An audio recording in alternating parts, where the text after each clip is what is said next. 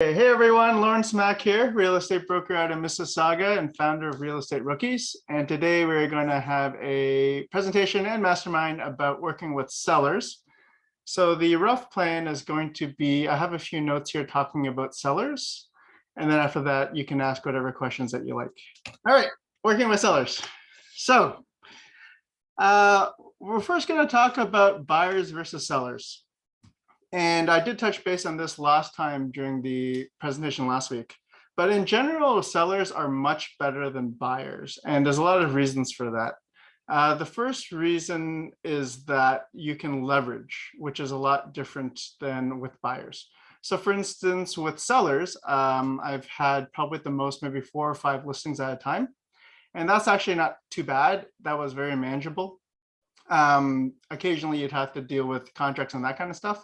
But overall, it wasn't that bad. But if you have to deal with 4 or 5 actual buyers, it's a lot of work. It's a lot of running around. And in this environment, especially, it's very difficult. And so working with sellers is a preferred method. Obviously, you're thinking, well, look, I'm going to take any client I can get. And that's fine, too. But mindset wise, if you can shift it from just getting any client to trying to get a seller, you'll do a lot better long term. There's more longevity in that. My mindset was always about trying to go after sellers. So even in my first year, it's pretty much 50-50 between buyers and sellers. The disadvantage of sellers is that there's a lot of cash outlay. So for instance, maybe you have to pay for staging, you have to pay for marketing, photography, that kind of thing. Especially for beginners, it's a lot more difficult for the money to go out. So working with buyers is easier in that case, because all you do is just show people around, write contracts, pay for gas in your own time, but you don't actually have to pay for a lot of different things like staging. The skill set for both is different. And so, for example, when I'm doing listing presentations, the selling point for selling is that the skills for selling is a lot different than buying. And so therefore, you should choose me because I'm more experienced in selling.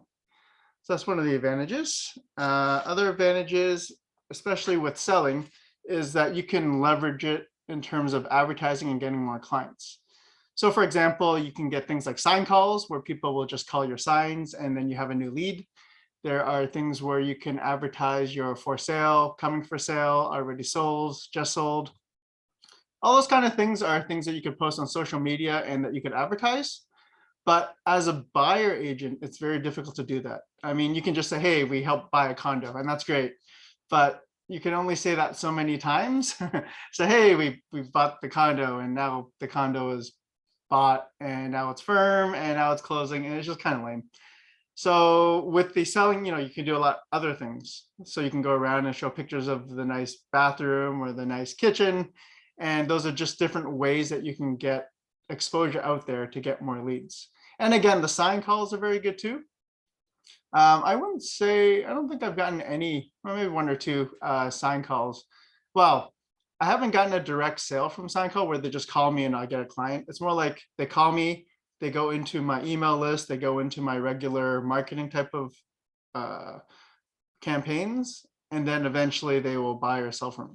So that's how they get into my web, as I call it. But that's the advantage with buyers versus sellers. So mindset wise, just think about sellers instead of buyers.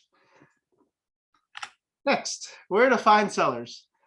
So the advantage with looking for sellers is that you can actually target what you want to look for. So for example, if there's a particular neighborhood that you want to go after, you can use the classic direct type of sales things such as cold calling, door knocking, open houses. So if you have a listing, you can door knock around the listing, you can have an open house around the neighborhood, and all of those type of properties are very similar to the type of property that you're selling. So maybe if you're targeting it, that's the type of sellers that you can try to get. Other than that, the other ways to get sellers are very similar to getting buyers. For me, it is more about getting my sphere and having them believe in me so that they will contact me when they're ready to buy or sell. That's my main goal in terms of my sphere and the way I communicate with them. So that's just getting a client. So whether it's a renter client, an investor, a buyer, a seller, but specifically where you're trying to find sellers is the direct marketing kind of things, such as cold calling, door knocking, and open houses. That would be another way to get the sellers. Next, why should they choose you? And this is something that you have to decide what you want to do for your business. There's a lot of reasons why they will choose you. The easiest is really that they like you and they just want you as your realtor, as their realtor. So they'll just choose you. And that's like the ideal situation. But the other ways has to do with your business models and your business systems and what you want to do for your business. And that would include things like, how much commission should I charge? Maybe you want to go low end, maybe you want to go high end, maybe you want to go in the middle. I don't know what that decision is. We can always talk about it offline, but that type of idea is what you have to make a decision about what you want to do with your business. Similarly, why do they want to choose you? Another reason would be because you're an effective seller. You've shown that you've sold a lot of properties either in the area or in general. And so they trust in you, and that's why they want to choose you.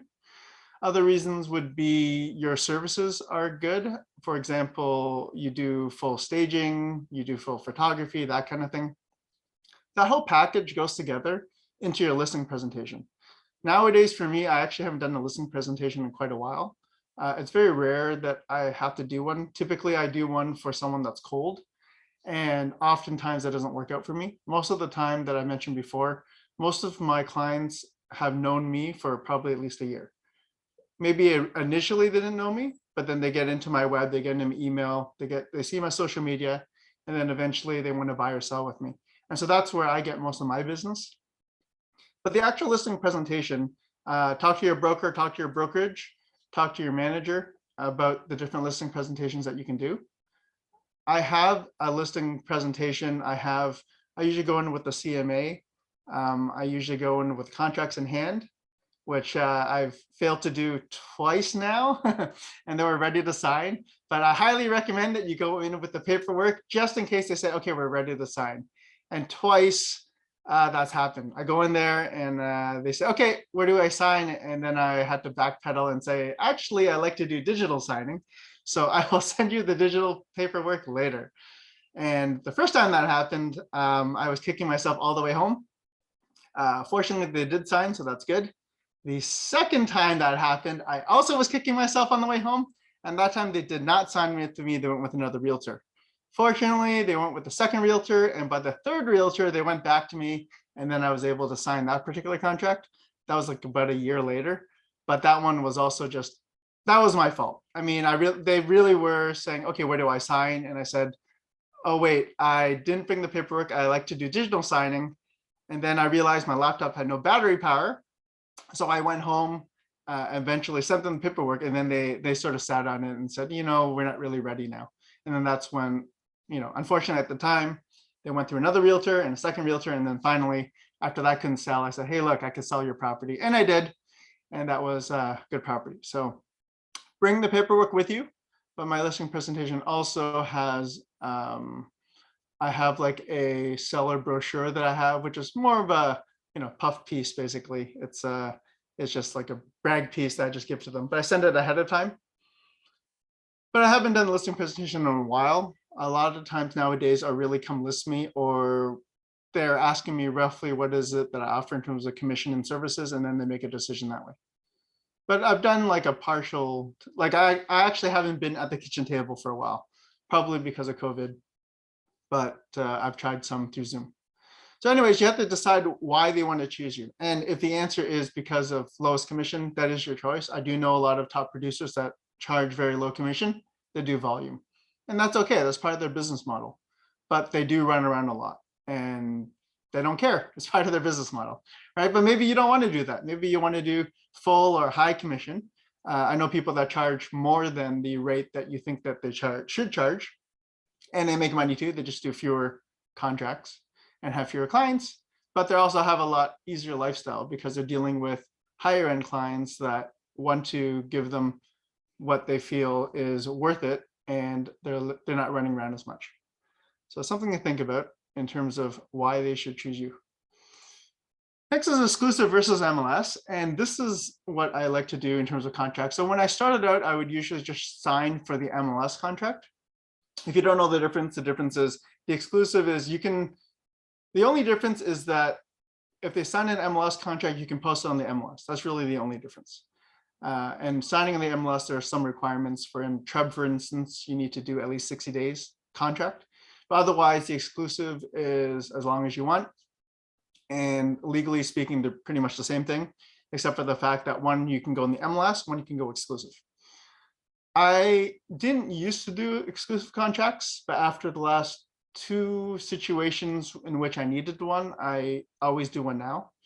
And the main problem is if you start the process with staging, photography, and that kind of stuff, and it sells before your MLS starts, then you're out of luck. You actually don't have the contract and you don't get any commission. So twice I was in the situation that was very, very close, in which I would have lost my commission. And then I finally learned and realized that that was a dumb idea. And so now I get it signed.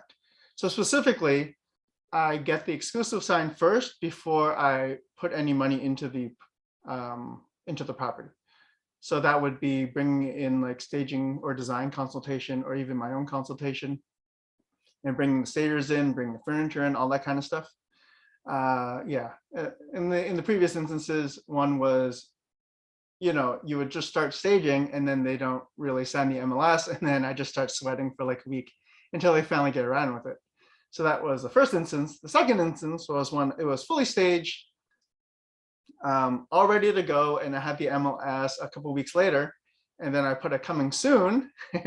When I put the coming soon, people started asking questions about it. They were able to Google map where the address was, and then they started to start the process of looking to buy the place.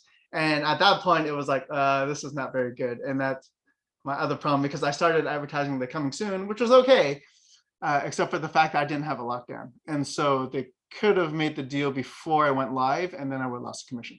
So just like the BRA, it's up to you what you want to do, whether you want to sign the exclusive, sign the MLS, or wait until whatever. It's up to you, but that's just based on my experience, what I would suggest. The other reason why people do exclusive is actually they like to double end it. I don't like that reason because I've never double ended a sale like that. Double ended rentals, but I've never actually double ended the sale. I don't like that particular method. I think it's kind of not working in the best interest of your seller. But again, you have to do whatever you do and make a decision what you want to do. So specifically in this case, a lot of people, for example, you know, maybe large producers and farms or other things, they will put exclusive. And they'll try to do exclusive as long as possible, and then get the signs in the door, like get the signs in the yard, get a lot of leads because of the exclusive, and then try to double end it. Because right now it's a very tight market. And so the more listings that you have and the more properties, people will just call you up and try to do a deal directly. And then because it's exclusive, you know, it's not great. I've seen the opposite too, not just exclusive. And I guess I'm going down a rat hole, but unethical agents. But I have seen where people have offered MLS a very, very low rate, in which they did double end it at a very, very low price.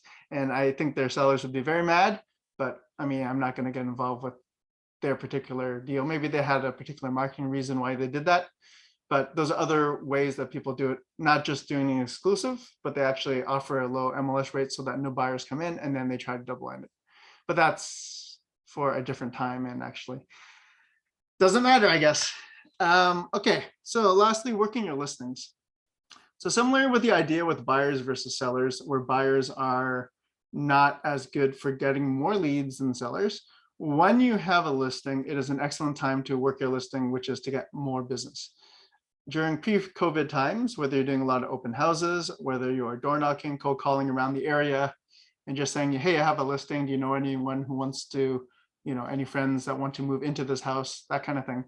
There's a lot of ways that you could work your listing that way.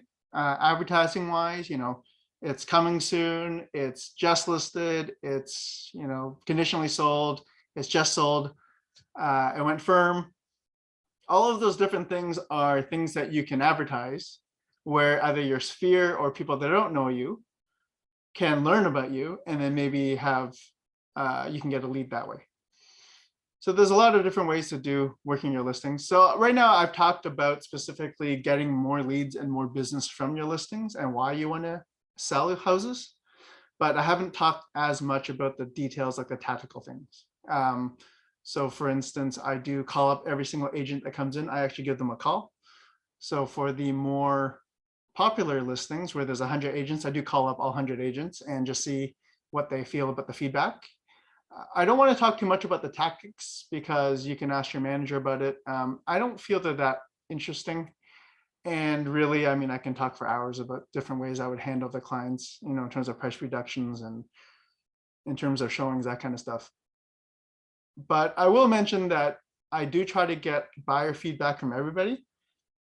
And oftentimes it's not very useful because if the buyer is interested, they may not give you the right real information. And if they're not interested, they also may not give you the right information. It's not really that helpful. What you're trying to do when you're going for feedback is really just try to find patterns. If you talk to 100 agents and all 100 of them say that your listing is overpriced, you might want to bring that to the client and then maybe you lower the price. That would obviously be before these crazy times for multiple offers. But that type of thing is important because it helps you talk with your client. Oftentimes they may not listen to you specifically. You go in there and say, whoa, there's a weird smell. And they say, yeah, well, we're not going to clean it up. And you're like, that's fine. But then if you keep bringing in feedback that, you know, 3 or 4 or 15 agents keep saying, yeah, it smells really bad in here, you should do something about that, then eventually they might do something about it. So it's just another way of reinforcing some of the things you would do normally. But oftentimes for myself, I don't get those particular feedback. I mean, I give that feedback to other agents, but I rarely have those because all the small things such as odor or small cracks or that kind of stuff, I try to get the seller to fix anyway. So usually those don't come up. Most of the time, the feedback that comes up are very useless. There are things that we cannot change. There are things like, this isn't the right location for me, or I don't like the layout of this house. And something like the layout of this house or the bedrooms are too small, you really can't do anything about it, so it doesn't help you. But something like, I don't really like the paint color in the bathroom, that you could fix. But oftentimes for myself, again, it doesn't really come up, but it might come up for you. Anyway, that's all I have to say about sellers. Let me quickly look through here. Yeah, and the last thing really about your sellers is just like your regular clients, you just want to make them happy, make sure that the process goes well. And then that way, you know, you get a client down the road.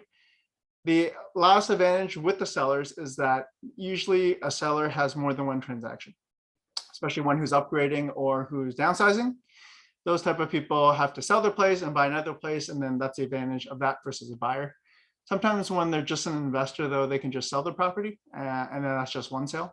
But hopefully you can maintain a good relationship with them so that in the future, you get more business from them. Anyway, that's all I have to say about sellers today. So if there's any questions about anything, please just shout it out. I have a question. Great.